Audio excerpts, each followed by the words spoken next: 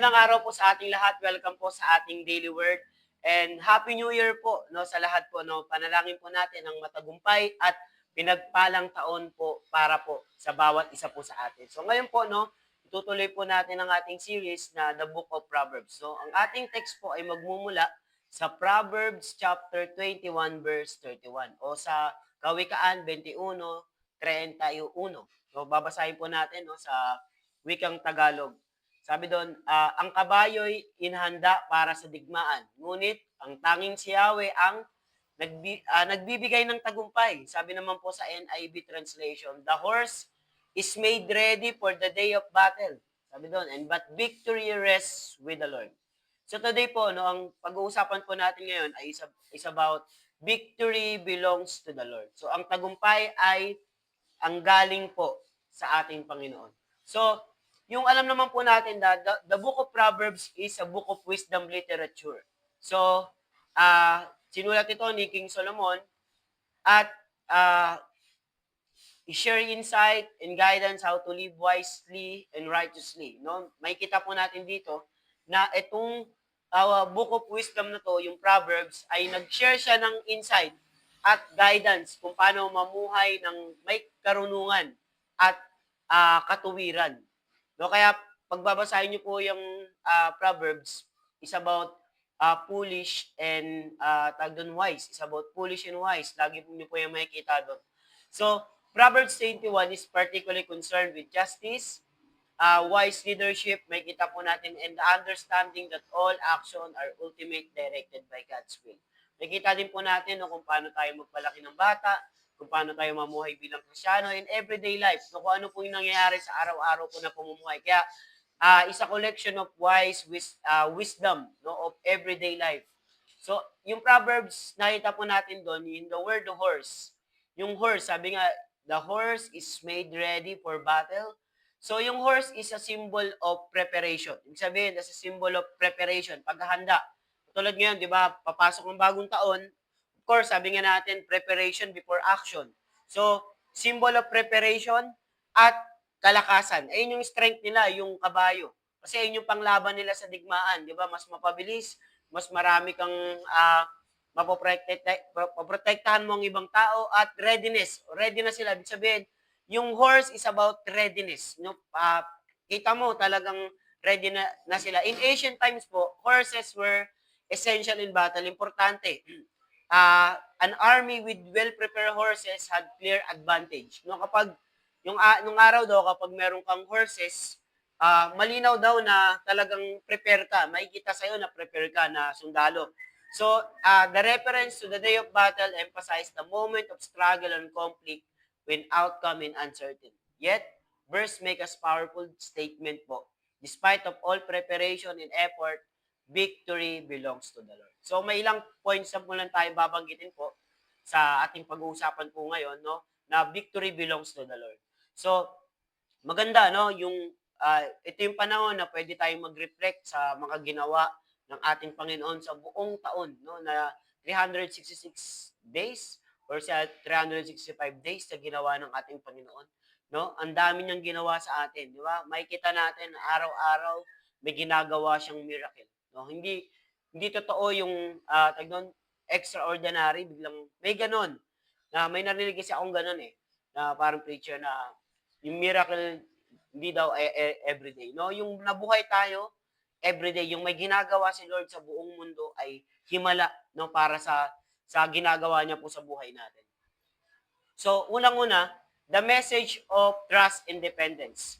So, makikita natin dito na yung verse na to ay importanteng balanse ng preparation at pagtitiwala sa ating Panginoon. No, makikita natin dito balanse, yung pagtitiwala natin sa Panginoon. No, why essential to put in the work and do everything in our capacity to succeed. No, kailangan importante siya para magtagumpay tayo, yung paghahanda po na yan. Pero, napaka-importante din po sa lahat na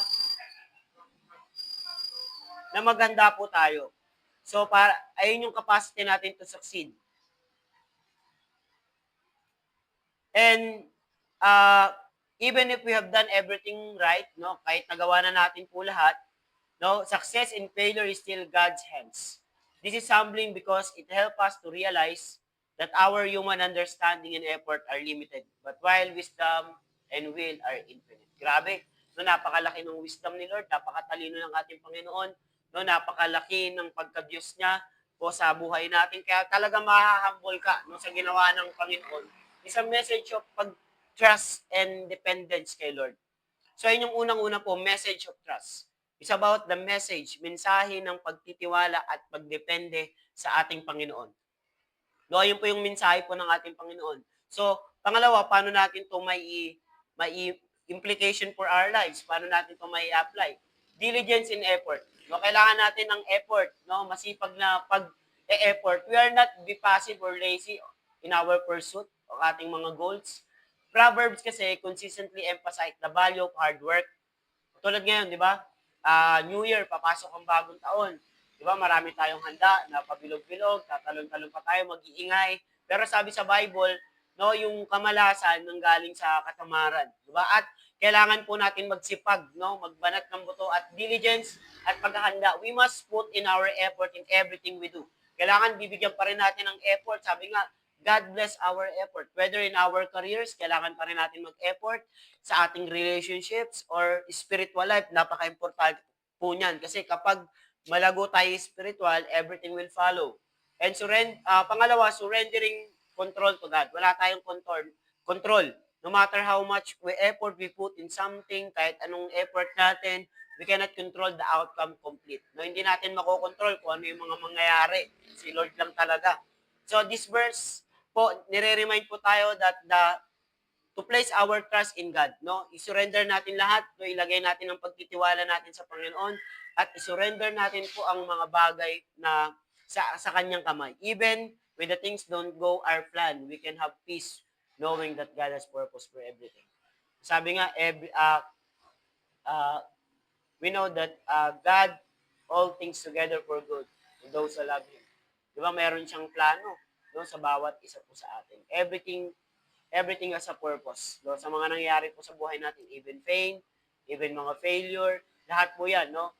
May plano si Lord. Kaya reflect. No? Ito yung time to reflect no? Kung ano yung mga ginagawa po ng ating Panginoon no? Sa bawat isa po sa atin, sa buhay natin. Ito yung panahon na para magpasalamat tayo. No? Ako meron akong kinagawian sa buhay ko nung naging Kristiyano ako na tuwing sasapit ang alas 12 ng gabi, no, bago mag alas 12 ng gabi, pinagpapasalamat ko ang lahat ng mga ginawa po ng Panginoon sa buhay ko.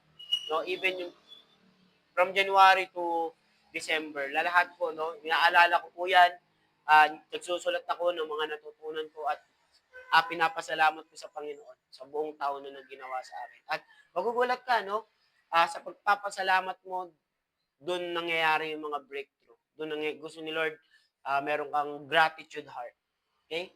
So, pangatlo, yung application is humility and victory. No? If God grant us our victory and success, we should approach with humility. No? If kung pinagtagumpay ka ng Panginoon, nagtagumpay ka, naging matagumpay ka, naging successful ka, dapat umarap tayo kay Lord na may pagpapakumbaba. So, nire-recognize natin na yung grace at favor niya that allow us to succeed and help us prevent pride and arrogance. No, makikita natin that recognition with God, with the Lord, is help us to prevent pride and arrogance. So pagyayabang natin na ikaw yan, ako to, kaya to nangyari dahil sa sipag. Hindi ganun. So, humility and victory. So, this attitude allow us to give God to glory what He has done. So, nakakapagbigay ng kaluwalhatian sa Diyos ang pagiging mapagkumbaba. So, pangalawa, victory belongs to the Lord. So, etong makita po natin na sabi niya, victory rests with the Lord. So, ibig sabihin, sovereignty of God. And at yung Biblia po, sinasabi that God is control of all aspect of creation. Nothing happened without His knowledge or consent. So whether it's personal struggle, financial, meron tayong mga spiritual battle, financial battle, personal struggle, God is sovereign over it all. Di ba? Kung ano mangyayari sa buong taong 2025 sa buhay natin, God is sovereign over it all. The final victory, whether in this life or eternity, it's always God. No? Yung final victory po natin, whether sa buhay natin or sa eternity, it's always in God's hands. In the light of this, we can approach life challenge with sense of confidence, not because of our strength. No, makikita po natin na magkaroon po tayo ng confidence na hindi lang po dahil sa lakas natin, pero alam natin at God is in control. Ano man po yung nangyayari sa atin ngayon, no, God is in control. Kaya nga inibitahan tayo ni God na magtiwala at manampalataya po sa Kanya. No, kahit ano man po yung mangyari, no, minsan hindi nangyayari yung mga pag-asa natin, pero it doesn't mean God is failed. No? Hindi nagpifail si Lord. Rather, He may be a different and better plan. Meron siyang siguro mas best plan, kaya hindi nangyari yung plan na ni Lord, yung mga sinasabi mo nung mga plano mo nung last year, pero ngayon taon, no, merong better plan ang ating Panginoon. So, anong gagawin ko po, no? Ano pong gagawin natin, no, para po may apply po natin ito? Number 1, facing struggle. Harapin natin yung mga struggle. Di ba? Dami ngayon about success, about prosperity, pero hindi nila tinuturo na meron ding tayong pagdadaanan ngayong sa susunod na taon. At dahil sa pagdadaanan na yun, dun lalabas, dun lilitaw ang malalaking milagro at malalaking blessing ni God sa buhay po natin. When you're facing those situation, tough time, sabi nga tough time, whether it work-related or relational, kung merong related man yan sa relational or sa spiritual, alalahanin natin at tinawag tayo ni Lord maghanda at gawin natin yung pinaka-best, pinaka-mainam para sa Kanya. Pero ang final outcome pa rin ay nasa kamay ng ating Panginoon. No, kaya nga, keep working hard, magplano po tayo, magtiwala tayo na igagagabayan tayo ni Lord sa lahat ng outcome na ng kalooban niya po sa buhay natin. Ano man yung mga gagawin po natin, no? Gagabayan tayo ng Panginoon sa lahat po ng mga plano. Kaya nga facing struggle.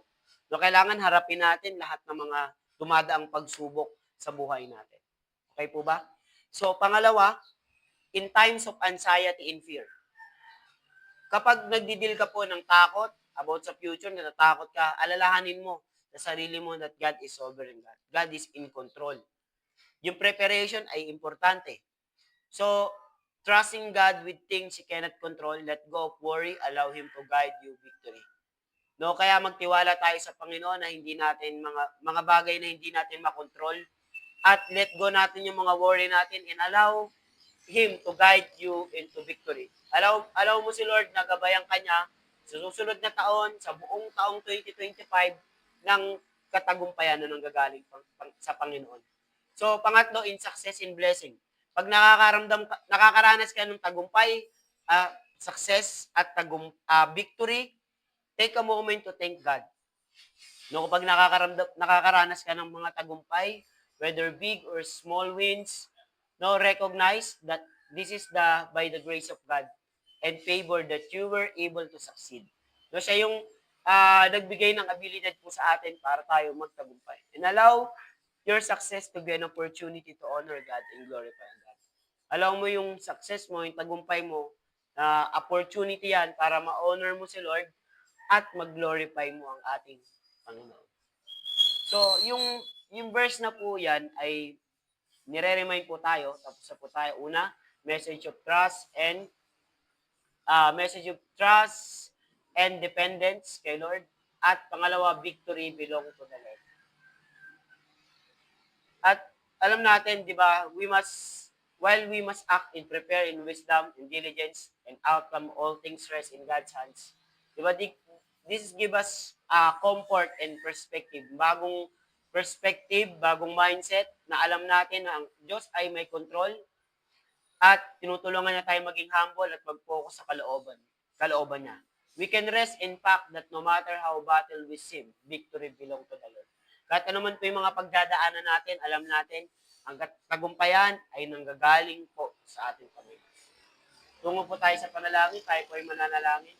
Ama naming nasa langit, salamat po sa tagumpay na binigay mo po sa amin sa buong 2024 na ito. Mamaya po, Lord, papasok po ang bagong taon at nagpapasalamat po kami sa lahat po ng mga tagumpay, sa lahat po ng mga struggle na pinagdaanan namin, sa lahat po, Panginoon, ng mga pain, sa lahat po, Panginoon, ng mga ginawa mo po sa buhay namin, Panginoon Lord. Grabe yung ginawa mo, Panginoon. Grabe yung mga breakthrough mo, grabe yung mga himala mo, grabe yung presensya mo sa paggabay po sa amin, Panginoon. At salamat po, Panginoon Lord.